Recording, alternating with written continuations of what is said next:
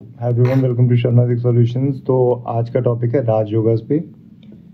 तो एक बहुत बेसिक राजयोग क्रिएट होता है अगर आपका त्रिकोण का लॉर्ड और केंद्र का लॉर्ड एक्सचेंज कर जाए और फ्रेंडली एक्सचेंज हो जाए तो बहुत पावरफुल राजयोगा क्रिएट होता है। इवन अगर नाइन्थ लॉर्ड लगन में बैठ जाए, फिफ्थ लॉर्ड टेंथ में बैठ जाए, फिफ्थ लॉर्ड टेंथ में तो बहुत सेलिब्रिटीज की कुंडली में मिलता है क्योंकि फेम मिलेगा टेंथ हाउस में जाके। ठीक है, अब वो टेंथ हाउस का काम क्या है? आपका कर्म कहाँ हो गया? फिफ्थ हाउस से related creativity, fame and name. बहुत सेलिब्रिटीज की आप कुंडली में देखोगे तो फिफ्थ लॉर्ड टेंथ में मिलेगा। नाइन्थ लॉर्ड टेंथ लॉर्ड कहीं पे इकट्ठे भी बैठ जाते हैं तब भी एक बहुत पावरफुल राजयोगा को क्रिएट करते हैं, डिपेंडिंग के उनकी दशाएं आती हैं कि नहीं आती। अब क्योंकि फर्स्ट लॉर्ड त्रिकोण में भी आता है और केंद्र में भी आता है, तो फर्स्ट लॉर्ड बहुत, अगर आपका लगन लॉर्ड बहुत स्ट्रांग है ना, आप बहुत प्रॉब्लम्स को बहुत इजीली टैकल कर लोगे। अदरवाइज अगर आपका सिर्फ लगन लॉर्ड है, आप मतलब कुंडली में अगर आपका लगन लॉर्ड बहुत अच्छा बैठा हुआ है ना, तो बहुत प्रॉब्लम्स को आप इजीली टैकल कर लोगे। अगर आपका लगन लॉर्ड खराब हो गया ना, क्योंकि हम कहते हैं ना हेल्थ इज वेल्थ, लगन लॉर्ड शोज कि आपकी हेल्थ कितनी अच्छी रहेगी, कितनी प्रॉब्लम्स को आप टैकल कर सकते हो। लगन लॉर्ड आपका वीक हो गया, 6 8 12 में बैठ गया और वीक होके बैठा, पावरफुल होके भी बैठते हैं। अगर लगन लॉर्ड छठे में जाके पावरफुल तरीके से बैठा है तो वो अपनी प्रॉब्लम, या फिर कोई और प्लैनेट सपोर्ट में बैठ गया, या फिर कोई लेट्स से कि फिफ्थ लॉर्ड ही लगन में बैठ गया, लगन लॉर्ड छठे में बैठ गया, तो लगन लॉर्ड तो प्रॉब्लम्स में बैठे पर पूर्व पुण्य से आपको कहीं ना कहीं हेल्प मिलती रहेगी। तो इस तरीके से कुंडली में कहीं ना कहीं हम चीज़ों को देखते हैं कि यहाँ से प्रॉब्लम आ रही है बट यहाँ से सॉल्यूशन भी आ रहा है, यहाँ से हेल्प भी मिल रही है, कोई दृष्टि अच्छी पड़ रही है लगन पे तो भी बहुत हद तक हेल्थ बच जाती है। फर्स्ट हाउस के बारे में बात की। फिफ्थ हाउस पूर्व पुण्य, जो आपका पूर्व पुण्य है, आपकी लाइफ में जो पिछली लाइफ से आप लेके आए हो, जो कमा के लेके आए हो, वो इस लाइफ में कितना सपोर्ट करेगा, अच्छे या बुरे कर्म दोनों। फिफ्थ लॉर्ड डेबिलिटेटेड मिल गया, बहुत ट्रबल्स आएंगी लाइफ में, बहुत ज़्यादा प्रॉब्लम आएंगी। डेबिलिटेटेड प्लस उसका नीच भंग नहीं हो रहा हो, या फिर मरण कारण स्थान में चला गया फिफ्थ लॉर्ड, तो भी प्रॉब्लम दे सकता है। नाइन्थ लॉर्ड जो भाग्य है, जो आपका इस टाइम पे आप कोई काम कर रहे हो, आपका लक आपको कितना फेवर कर रहा है, ये आपको नाइन्थ हाउस बताता है। ठीक है, नाइन्थ लॉर्ड बताता है।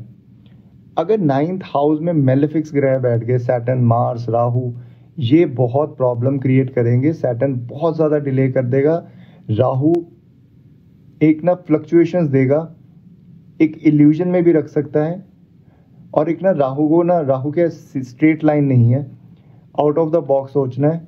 तो रिलीजन तो बहुत रेयरली है, अगर आप राहु नाइन्थ में है तो रिलीजन आप नहीं फॉलो कर पाओगे, क्योंकि जब भी आप रिलीजन फॉलो करना चाहोगे राहु आपको एक ऑब्सेशन देगा पैरेलल एंटिटी क्रिएट करने के लिए।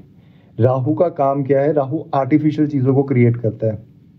तो अगर आप कभी भी देखोगे ना, ये जो डॉक्टर्स हैं, प्लास्टिक सर्जरी या इस तरीके से कोई भी काम हो रहा है जो इन्हांस कर रहे हैं चीज़ों को, वहाँ पे राहु का इन्वॉल्वमेंट बहुत ज़रूरी है। अदरवाइज आप ऐसी चीज़ों में जा ही नहीं सकते। अब आता है, ठीक है, क्योंकि मार्स क्या है? मार्स तो नेसेसिटी है, जैसे एरीज राशि है, वो आउट ऑफ नेसेसिटी काम करते हैं। बट जो राहु है वो एक्वेरियस में, एक्वेरियस को रूल करता है। एक्वेरियस बहुत इनोवेशन वाला हाउस है, बहुत। इस हाउस में अगर ये चीज़ अगर खराब हो जाए ना तो बंदा चीटिंग करता है। राहु कारक है चुराने का, और चोरी करने का कारक है राहु। ठीक है, तो अगर आपका फर्स्ट लॉर्ड, लगन लॉर्ड आपका सॉलिड है, फिफ्थ लॉर्ड आपका अच्छा बैठा है, नाइन्थ लॉर्ड आपका अच्छा बैठा है, मैं कहता हूँ 99% तो प्रॉब्लम यहाँ भी सॉर्ट आउट हो जाती है। अब क्या है कि फर्स्ट लॉर्ड, फोर्थ, तो सेवन्थ और टेंथ, इनको केंद्र इसलिए बोला गया है क्योंकि लगन लॉर्ड हेल्थ, उसके बाद आपका फोर्थ हाउस, आपका घर। आप जब सुबह से शाम तक काम करके घर जाओगे, आपको कितना सुकून मिल पा रहा है, that is your fourth house.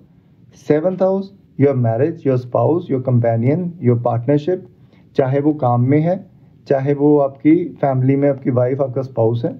अगर ये केंद्र खराब हो जाता है तो भी लाइफ बहुत अनस्टेबल हो जाती है। 10th आपका कर्म, प्रोफेशन के बिना लाइफ नहीं है, कुछ ना कुछ कर्म आपको करना ही पड़ेगा। और एक क्वेश्चन मुझे बहुत आता है कि इज एवरीथिंग प्री डिटरमाइंड? तो मुझे लगता है कि 99% of the time everything is pre fixed, pre determined. आपने कहीं जाना है, कहीं से कुछ आना है, कितना पैसा अर्न करोगे, एवरीथिंग इज प्री रिटन। और ये स्टेटमेंट कहीं ना कहीं लोगों को बहुत ऑफेंड करती है। अगलों को लगता है कि ये बहुत लेजी बंदा है, इसीलिए ये ऐसे कह रहा है कि ये भाग्य पे डिपेंड है। बट भाग्य पे नहीं डिपेंड है वो। अगर आपके भाग्य में कर्म करके पैसा कमाना लिखा है तो आप उठोगे, कर्म करोगे। अगर आपकी भाग्य में लिखा हुआ है, आपकी कुंडली में लिखा हुआ है कि आपको ईजी मनी आएगी, तो आपको ईजी मनी ही आएगी। अदरवाइज हर बंदा वो काम क्यों नहीं खोल लेता जिससे बहुत पैसा आ रहा है? एक बंदा वही काम खोलता है, उसको बहुत अच्छा पैसा आना शुरू हो जाता है। दूसरा बंदा अगर वो सेम काम खोलता है, उसको उतना पैसा नहीं आता, लॉस हो जाता है। जबकि कई बारी 8th हाउस की दशा चलती है तो 8th हाउस में चीज़ें ख़त्म होती है। खासकर D10 में अगर 8th हाउस की दशा चल रही है, उस टाइम पे आपका काम जो है, आपका कर्म है, ब्रेक आएगा। उसके बाद या तो आप दोबारा से वही रिज्यूम कर लोगे, और महादशा टाइप कुछ चीज़ है, या फिर लंबी चलेगे तो वो चीज़ बंद करके कुछ और नया खोलोगे। आगे की दशा वो चीज़ ज़्यादा बता पाएगी। और अच्छा, कई बार क्या होता है कि ना, अभी क्या होने वाला है कि ना, शनि अगेन रेट्रो होने वाला है 13 जुलाई के अराउंड, आई गेस शनि फिर दोबारा रेट्रो होगा। तो अभी जो शनि पाइसेस में चल रहा था ना, तो काफ़ी लोगों को सैटर्न से रिलेटेड प्रॉब्लम थी, ठीक है, कि काम नहीं आ रहा, काम बहुत वो हो रहा है। जब सैटर्न रेट्रोग्रेड होगा ना, it will move back toward its own राशि एक्वेरियस। तो दोबारा चीज़ें थोड़े टाइम के लिए पंप अप होगी, काम आएंगे। उसके बाद जब ये फिर दोबारा से आएगा, मतलब देखो रेट्रोग्रेड का क्या मतलब है कि ना, अगर आपको कोई प्लैनेट रेट्रो मिला है ना, तो पिछले जन्म की कुछ चीज़ें बहुत ज़्यादा हद तक अधूरी रह गई हैं, और अब वो मिस्टेक्स को रेक्टिफाई करने का टाइम है। That is why you have got retrograde planet, क्योंकि उसमें चेष्टा बल बहुत ज़्यादा है। अब उस काम को करने के लिए आपको बहुत ज़्यादा जोर लगाना पड़ेगा, बहुत ज़्यादा। अगर अच्छा नहीं बैठा, अगर वो मेलेफिक में बैठा हुआ है, अगर वो अपनी ही राशि में रेट्रोग्रेड होकर बैठा है, तब तो बहुत ज़्यादा आपको हेल्प मिल जाएगी। बट अगर वो बहुत पावरलेस है, या फिर वो 2 प्लैनेट्स की वॉर में हारा हुआ है, तब रेट्रोग्रेड है, तब लेसन्स मिलेंगे लाइफ में बहुत ज़्यादा, और ना बहुत प्रॉब्लम आती है।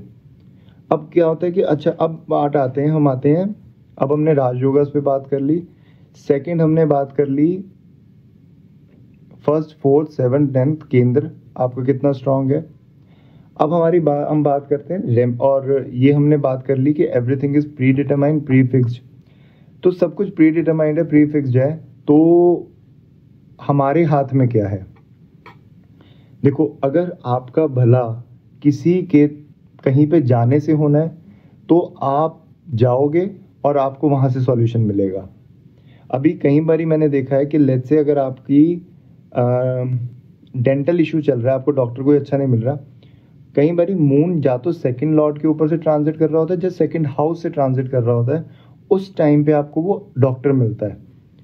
तो कभी भी अगर आपको किसी भी चीज़ की ऐसी प्रॉब्लम आ रही हो कि आपको उस चीज़ का डॉक्टर नहीं मिल रहा, let's say 4th house, chest की कोई ट्रबल आ रही है, तो जिस टाइम पे 4th हाउस से मून आपका ट्रांजिट करे, आप उस दिन किसी डॉक्टर के पास जाओ, मोस्ट प्रॉब्ली उस टाइम पे आपको सॉल्यूशन मिलना चाहिए।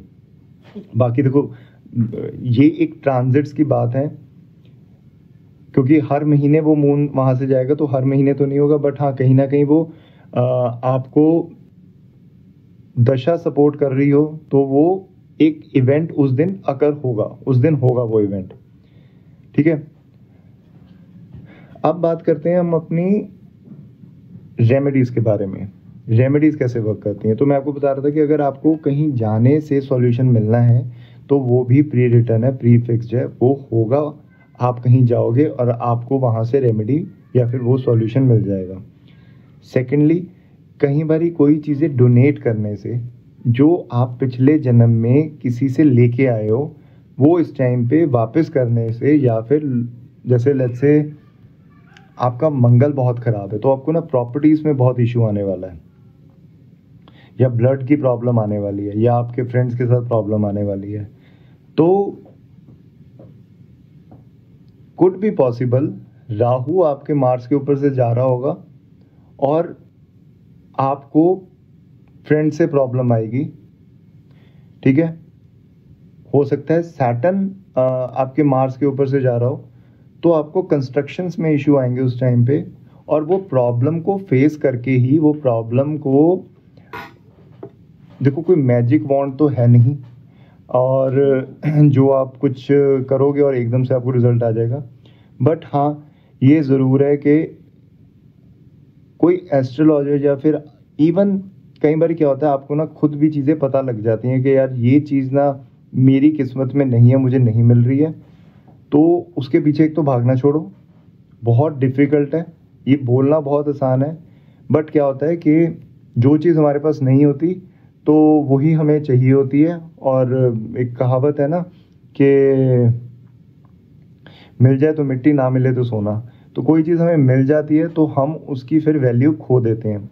अब क्या होता है कि कोई प्लैनेट आपकी कुंडली में डेबिलिटेटेड बैठा हुआ है और वो नीच भंग नहीं कर पा रहा, तो ना आप क्रेव करोगे उस चीज़ों के लिए, क्योंकि अब वो आपके पास वो पावर नहीं है, अब आपके पास वो एनर्जी नहीं है, तो आप क्रेव करोगे। आपका जुपिटर डेबिलिटेटेड है, नीच भंग नहीं हो रहा, तो आप एक अच्छे मेंटर के लिए, अपने गुरु के लिए क्रेव करोगे और वो बहुत मुश्किल से आपको मिलेगा। आप विजडम के लिए क्रेव करोगे। ठीक है, क्योंकि जिस आपकी कुंडली में जिस प्लैनेट की पावर कम होगी उसकी जो एनर्जी है वो आपकी लाइफ में बहुत कम होगी। जैसे कि और मैं बताता हूँ, रेमेडीज़ भी इन्हीं से ही निकलती है, रेमेडीज़ भी ऐसे ही बनती हैं कि अगर आपका सैटर्न खराब है ना, मंत्र जाप तो बहुत है, ठीक है, बट वो हर बंदे के लिए काम नहीं करेंगे। कहीं बारी क्या होता है वो दशा इतनी प्रॉब्लमेटिक होती है ना, आपको वो दशा काट के ही उसके बाद ही सैटर्न के बाद मरकरी की दशा आती है, मरकरी बहुत अच्छा बैठा है तब जाके कहीं पे हेल्प मिलती है। अदरवाइज सैटर्न एक ऐसा प्लैनेट है, एक ऐसी मैंने दशा देखी है कि बहुत काम करवाती है, बहुत ज़्यादा, मतलब बंदे को ना निचोड़ के रख देती है। तो अगर रेमेडीज़ आपकी किसी के थ्रू लिखी हुई हैं तो अगर आपको कोई एस्ट्रोलॉजर मंत्र जाप भी करने को दे रहा है तो उसको करना चाहिए, करो, ये मत सोचो कि इससे क्या होगा। ठीक है, अगर ये कोई अच्छा एस्ट्रोलॉजर आपको किसी चीज़ के लिए बोल रहा है तो वो चीज़ ज़रूर करनी चाहिए, क्योंकि उसी के थ्रू आपकी हो सकता है लाइफ में सॉल्यूशन लिखा हो। बाकी देखो, एक ना बहुत कॉमन सेंस वाली चीज़ें हो जाती हैं कई बार रेमेडीज़ में, हम देखते हैं कि ये गवर्नमेंट बिल्डिंग के पास जाके ये चीज़ दबा दो। ठीक है, तो मुझे पर्सनली ऐसा लगता है कि साइंटिफिकली या फिर आप प्रैक्टिकली देखो कि वो रेमेडी किस तरीके से वर्क करेगी। या तो कुछ दफना के कोई चीज़ ऐसी हम ठीक है, 8वां घर क्या बिलो द सरफेस चीज़ें हैं, हिडन चीज़ें हैं, तो या तो हम कुछ अर्थ को ऐसा दे रहे हैं जहाँ से दोबारा से कुछ रीग्रोथ हो, कुछ तो दबाना अच्छा है। ठीक है, कुछ ऐसी चीज़ें हैं जैसे कि वाटर, रेन वाटर कंजर्व करना। अगर आपका मून 8th हाउस में है तो आपको रेन वाटर कंजर्व करना चाहिए, ये एक रेमेडी बन जाती है। तो यहाँ से साइंस प्रैक्टिकली भी चीज़ें, अगर आपको मैं कहूँ कि ये थोड़ा सा पानी आप लो और वहाँ जाके वो कर दो, ये कर दो, तो उससे मदर अर्थ का क्या बेनिफिट हो रहा है। या फिर तो अभी मैंने ना आज ही कोशो की लाइन शेयर करी थी कि कई लोग कहते हैं कि उनको फूल चढ़ा दो भगवान के, तो वो कहते हैं ना चरण तुम्हारे ना फूल तुम्हारे, वो चरण भी क्रिएटर के हैं, वो फूल भी क्रिएटर के हैं, तुम उसी का तोड़ के उसी को दे रहे हो, तुमने अपना क्या दिया। तो वो कहते हैं अपना क्या देना है, अपना दिमाग, अपना माइंड, अपनी एनर्जीज, वो चित्त वहाँ पे लगाना है। तो जो रेमेडीज़ है ना बहुत प्रैक्टिकली अगर की जाएं तो फल देती हैं। और सेकेंडली कभी भी रेमेडी बहुत अनटिल एंड अनलेस आपकी कुंडली में आप जैसे सपोज कोई इतनी प्रॉब्लम झेल रहे हो, ठीक है, अब उसका एंड टाइम आया हुआ है तो आपने थोड़ी सी भी रेमेडी करी आपको असर आ जाएगा। बट एक एस्ट्रोलॉजर आपको बता सकता है कि ये रेमेडी आपको कितना टाइम तक करनी चाहिए। आप खुद सोचो ऐसी कौन सी चीज़ है जो एकदम से रिजल्ट देती है। पेड़ भी आज आपने बोया है तो भी उसको भी टाइम लगेगा। वैसे ही कोई रेमेडी, कोई डोनेशन आप स्टार्ट करते हो, it gonna take time, 3 months, 6 months, 9 months, 12 months, ठीक है, एक साल, 1.5 साल लगता है। फिर बात आ जाती है कि वो मूवेबल राशि की है, फिक्स्ड राशि की है, या फिर ड्यूल राशि की प्रॉब्लम है, किस घर की प्रॉब्लम है। 8वें घर की है तो बहुत क्रॉनिक है, बहुत लंबी चलने वाली है, ईजिली सॉल्यूशन नहीं मिलेगा। 6th हाउस की है, सॉल्यूशन मिल जाएगा, ठीक है। 12th हाउस की है तो भी आपको 12th हाउस में तो देखो चीज़ें छोड़नी ही